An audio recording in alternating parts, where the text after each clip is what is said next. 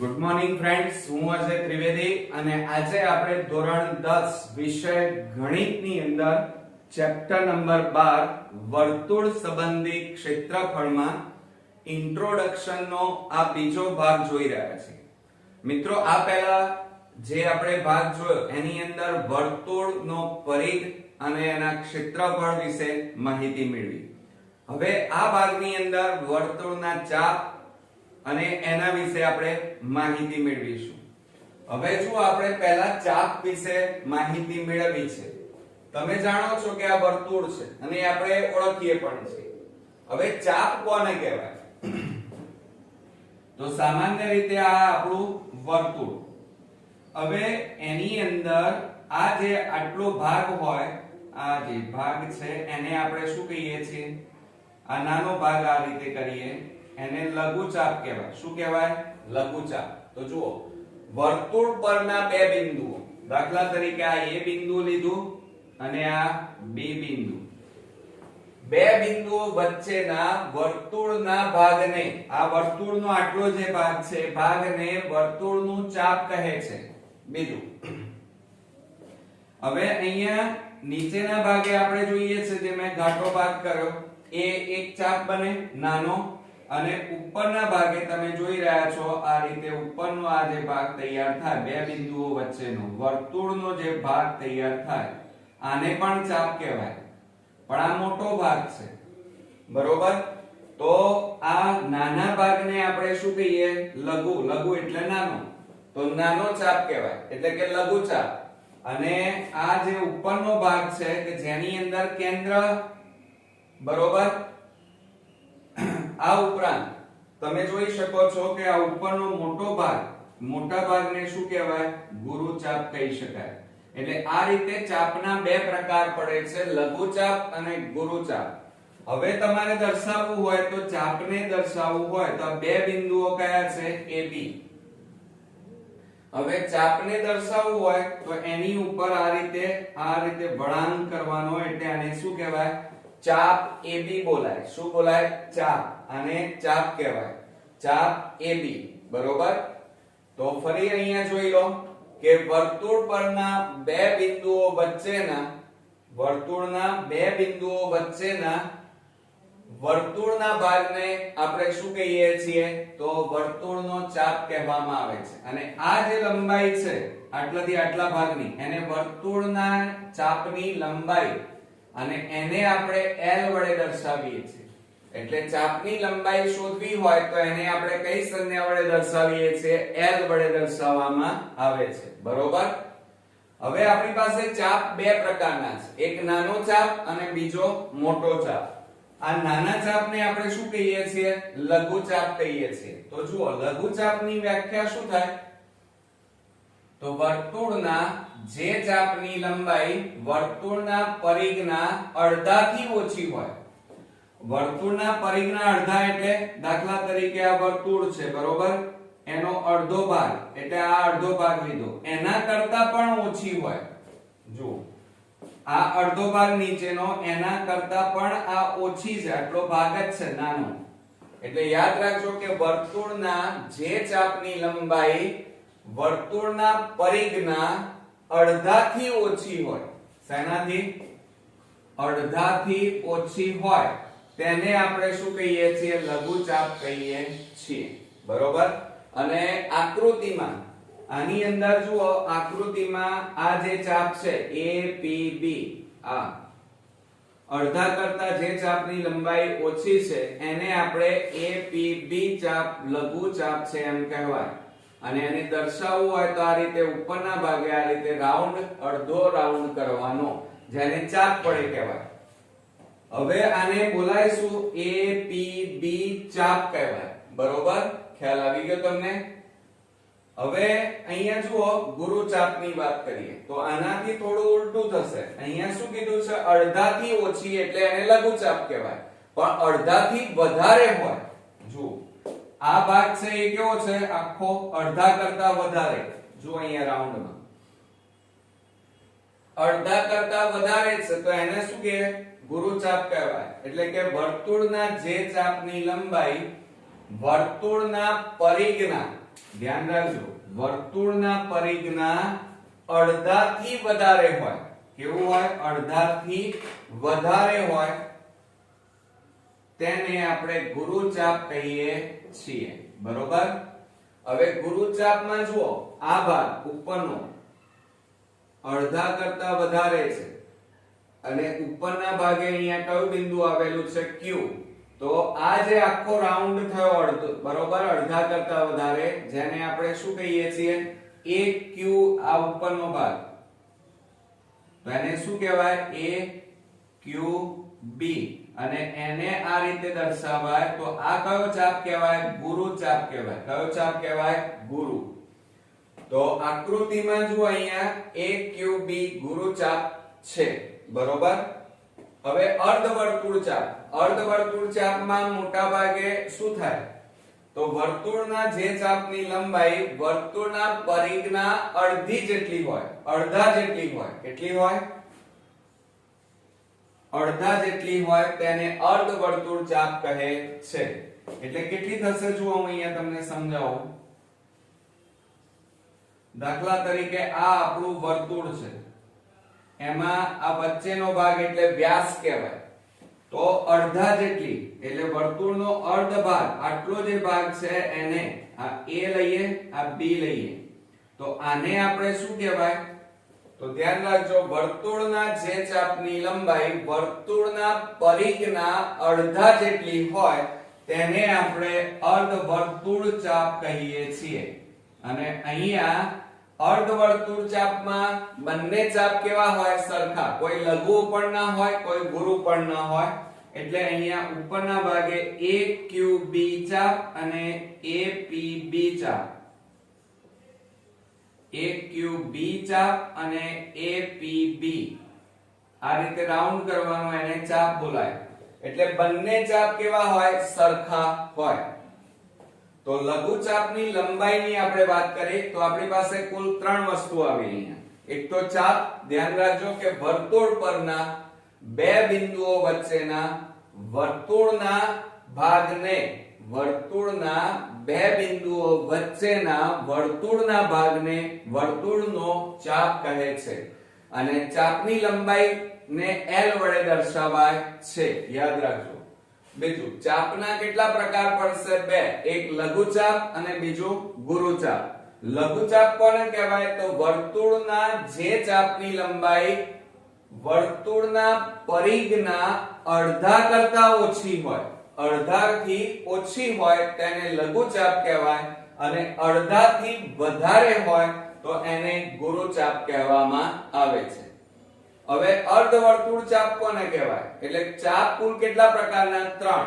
લઘુચાપ, ગુરુચાપ અને અર્ધવર્તુળ ચાપ. તો અર્ધવર્તુળ ચાપમાં યાદ રાખજો કે વર્તુળના જે ચાપની લંબાઈ વર્તુળના બે બિંદુઓ વચ્ચેના અડધા ભાગ જેટલી હોય, અડધા ભાગ જેટલી, તો તેને અર્ધવર્તુળ ચાપ કહેવાય.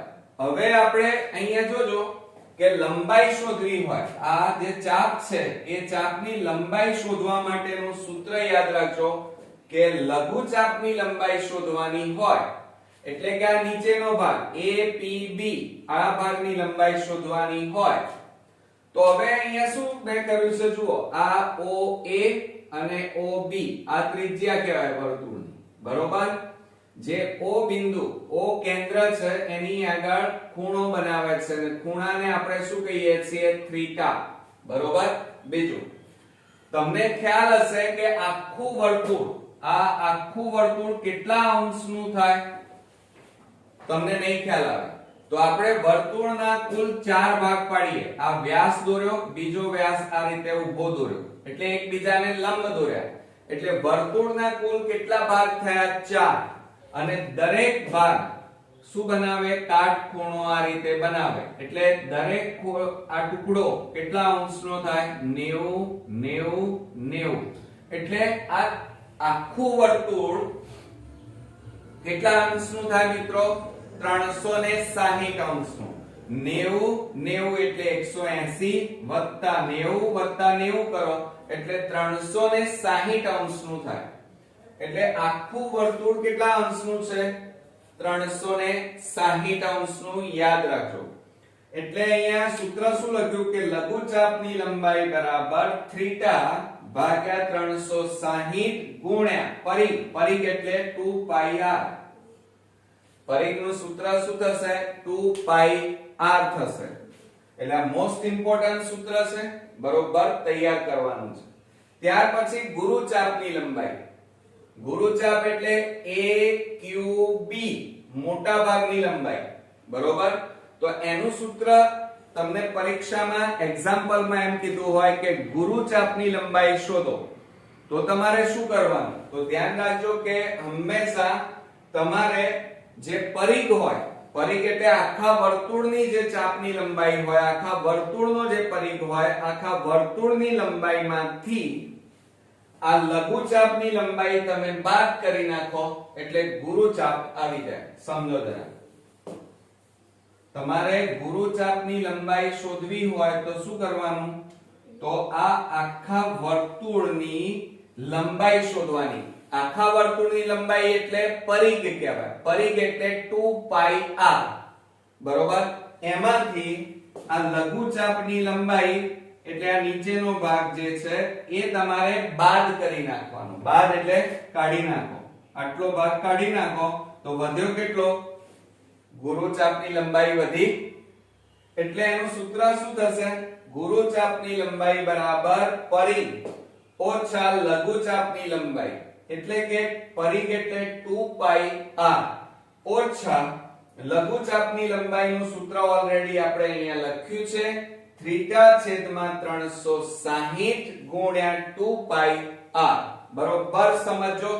જો આ શરૂઆતનું ઇન્ટ્રોડક્શન જો તમે બરોબર ધ્યાનથી સમજી લીધું તો તમને બધા જ એક્ઝામ્પલ આવડશે. પણ જો અત્યારે ધ્યાન ન રાખ્યું તો તમે ગમે તેટલા પ્રયત્ન કરશો આ ચેપ્ટરના એક્ઝામ્પલ નહીં આવડે મિત્રો. કારણ કે અહીંયા આકૃતિઓ બહુ સમજવાની છે કે લઘુચાપ કોને કહેવાય, ગુરુચાપ કોને કહેવાય. શેમાંથી બાદ કરીએ તો આપણને ગુરુચાપની લંબાઈ મળે. એટલે ધ્યાન રાખજો કે વર્તુળના પરિઘમાંથી લઘુચાપની લંબાઈ બાદ કરી નાખીએ એટલે ગુરુચાપની લંબાઈ મળી જાય. ઓકે. બીજું, હવે દાખલા તરીકે આ શું છે? ગુરુચાપની લંબાઈ. હવે નીચે શું હોય? આ ભાગમાં લઘુચાપની લંબાઈ. આ બંનેનો સરવાળો કરો તો આખું વર્તુળ તૈયાર થઈ જાય. આખું વર્તુળ એટલે પરિઘ કહેવાય. તો અહીંયા ધ્યાન રાખજો કે લઘુચાપની લંબાઈ વત્તા ગુરુચાપની લંબાઈ બરાબર વર્તુળનો પરિઘ, બરોબર. એટલે આ ત્રીજું સૂત્ર. એટલે આપણી પાસે કુલ 3 સૂત્રો અહીંયા તૈયાર થયા. કયા કયા? એક લઘુચાપની લંબાઈ, ગુરુચાપની લંબાઈ અને વર્તુળનો પરિઘ, બરોબર. આ ત્રણેય સૂત્રો 10-10 વાર લખી અને કોન્ક્રીટ તૈયાર કરવાના છે અને એની વ્યાખ્યાઓ પણ તૈયાર કરવાની છે, બરોબર. હવે આપણે આગળ વધીએ મિત્રો. હવે આપણે વૃત્તાંશની વાત કરવાની છે. એટલે કે વર્તુળની અંદર ઘૂસવાનું છે. હવે વર્તુળની અંદર ઘૂસીએ તો અંદરનો જે ભાગ છે એને વૃત્તાંશ કહેવાય. કે ત્રિજ્યાઓ અને વર્તુળના ચાપ વચ્ચે ઘેરાયેલા પ્રદેશને વર્તુળનો વૃત્તાંશ કહેવામાં આવે છે. જુઓ, વર્તુળની ત્રિજ્યાઓ એટલે કે આ વર્તુળ, પછી આ કેન્દ્ર, આ એક ત્રિજ્યા, આ બીજી ત્રિજ્યા અને આ બે ત્રિજ્યા વચ્ચે આ ઘેરાયેલો જે ભાગ છે આને શું કહેવાય? આ જે વચ્ચેનો જે ભાગ છે એને શું કહેવાય? તો એને વૃત્તાંશ કહેવાય. વૃત્તાંશ બે પ્રકારના હોય. જુઓ, સમજો જરા આખી વાત. અહીંયા હું દોરું છું. આ કેન્દ્ર, આ એક ત્રિજ્યા, આ બીજી ત્રિજ્યા, એમ બે ત્રિજ્યાઓ થઈ, બરોબર. હવે આ ઉપરનો જે ભાગ છે, મોટો ભાગ તૈયાર થાય છે. જુઓ, બરોબર. તો તમે જોઈ રહ્યા છો વર્તુળમાં નીચેનો ભાગ કેવો છે? બે ત્રિજ્યા અને ચાપની વર્તુળની મદદથી જે ઘેરાયેલો નાનો ટુકડો છે એ ટુકડાને આપણે શું કહીએ છીએ? નાના ટુકડાને લઘુ વૃત્તાંશ કહેવાય. હવે આ ભાગ ભૂલી જાઓ તો બે ત્રિજ્યાઓ બરોબર બનતો આ મોટો ભાગ જે ઘેરાયેલો દેખાય છે એનો વચ્ચેનો જે ભાગ છે એને આપણે શું કહીએ છીએ આ વચ્ચેના ભાગને ગુરુ વૃત્તાંશ કહેવાય અને આ જે નાનો ભાગ છે એને શું કહેવાય લઘુ વૃત્તાંશ કહેવાય બરોબર તો જુઓ આને આપણે શું કહીશું લઘુ વૃત્તાંશ અને આ ઉપરનો જે ભાગ તમે દેખી રહ્યા છો મોટો ભાગ એને આપણે ગુરુ વૃત્તાંશ તરીકે ઓળખીએ છીએ આટલી સમજણ જો પડી જાય તો બધા જ દાખલા આવડી જશે ખ્યાલ આવી ગયો હવે જુઓ લઘુ વૃત્તાંશની વ્યાખ્યા શું થાય પહેલા ફરી એકવાર રિપીટ મારી લઈએ વૃત્તાંશ તો આ OA અને OB આ ત્રિજ્યાઓ વર્તુળના ચાપ એટલે આ વર્તુળનો APB ચાપ વચ્ચે ઘેરાયેલા પ્રદેશને એટલે આ ઘેરાયેલો પ્રદેશ આ ઉપરનો અને નીચેનો તો એ પ્રદેશને વૃત્તાંશ કહેવાય શું કહેવાય વૃત્તાંશ વૃત્તાંશના બે ભાગ પડે છે એક લઘુ વૃત્તાંશ અને બીજો ગુરુ વૃત્તાંશ તો આપણે લઘુ વૃત્તાંશની વાત કરીએ તો જે વૃત્તાંશને સંગત ચાપ જે વૃત્તાંશને સંગત ચાપ નાનો હોય આ નાનો ચાપ છે એટલે કે લઘુ ચાપ હોય તેને લઘુ વૃત્તાંશ કહે છે યાદ રાખજો અહીંયા આપણે આખો આટલો ટુકડો છે એ આપણે આની જરૂર નથી આમાં લઘુ વૃત્તાંશમાં તો આટલો જે ટુકડો તૈયાર થયો કયો O A અહીંયા P અને આ B આ નાનો ટુકડો અહીંયા જો આ રહ્યો આકૃતિમાં O A P B આને આપણે શું કહીએ છીએ આ આખો જે ટુકડો છે એને આપણે લઘુ વૃત્તાંશ કહીએ છીએ બરોબર હવે ત્યાર પછી ગુરુ વૃત્તાંશ તો જે વૃત્તાંશને સંગત ચાપ મોટો હોય મોટો એટલે ગુરુ ચાપ હોય કેવો ચાપ હોય ગુરુ ચાપ હોય તો આ મોટા ટુકડાને આપણે શું કહીએ છીએ ગુરુ વૃત્તાંશ કહેવાય છે એની અંદર શું આવે એક તો કેન્દ્ર પછી O A અહીંયા ઉપરના ભાગે શું છે Q અને આ B એટલે O A Q B બરોબર આને આપણે શું કહીએ છીએ તો ધ્યાન રાખજો O B Q A પણ લખાય તો આને ગુરુ વૃત્તાંશ કહેવાય છે ઓકે ખ્યાલ આવી ગયો તમને ફરી એકવાર જોઈ લો લઘુ વૃત્તાંશ તો જે વૃત્તાંશમાં લઘુ ચાપ આવતો હોય અને લઘુ વૃત્તાંશ કહેવાય એટલે કે જે વૃત્તાંશને સંગત ચાપ કયો ચાપ હોય આપણી પાસે લઘુ ચાપ હોય તેને વૃત્તાંશ પણ કયો લઘુ વૃત્તાંશ કહેવાય અને લઘુ વૃત્તાંશ કયો છે OAPB OAPB છે અને ગુરુ વૃત્તાંશમાં જે વૃત્તાંશને સંગત ગુરુ ચાપ હોય મોટો ચાપ હોય એટલે આ ઉપરનો ભાગ બરોબર એ જુઓ O A Q B અથવા આ રીતે ઊંધી રાઉન્ડ પણ ફરાય O B Q A તો એને આપણે શું કહીએ છીએ આપણે ગુરુ વૃત્તાંશ પણ કહેવામાં આવે છે ખ્યાલ આવી ગયો મિત્રો એટલે આ રીતે પિઝાના બે ટુકડા થયા તમે પિઝા ખાવા જાઓ બરોબર તો એની અંદર ગોળ આખો રાઉન્ડ હોય છે અને રાઉન્ડમાં આવી રીતે કટિંગ કરો તો ત્યારે તમારી પાસે આ રીતે ભાગ અહીંયા પડતા હોય છે તો આ રીતે પણ સમજી શકાય મિત્રો બરોબર હવે વૃત્તાંશના ખૂણા વિશે વાત કરીએ તો કોઈ પણ વૃત્તાંશને સંગત ચાપ કોઈ પણ વૃત્તાંશને સંગત આ જે ચાપ છે કયો APB અને બીજો AQB આ બે ચાપ છે એક નાનો એક મોટો વર્તુળના કેન્દ્ર આગળ અહીંયા શું બનાવે છે આ ખૂણો બનાવે છે અને એ ખૂણાને વૃત્તાંશનો ખૂણો કહે છે યાદ રાખજો